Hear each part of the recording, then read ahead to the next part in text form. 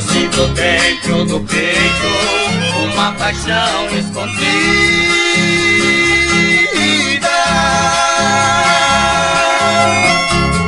Não posso esclarecer o amor de minha vida.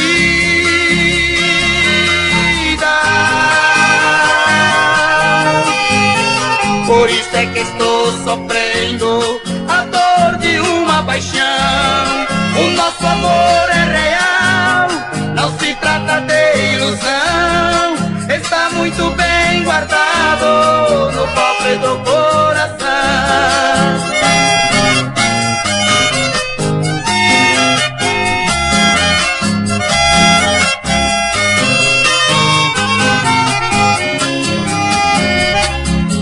Quem quiser que guarde a chave do cofrinho do amor,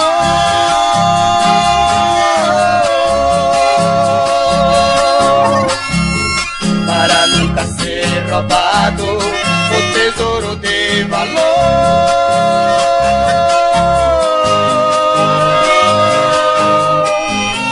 Para nunca ser humilhado e nem fazer confusão. Para amar e ser amado tem que sentir paixão. O amor nasce no olhar.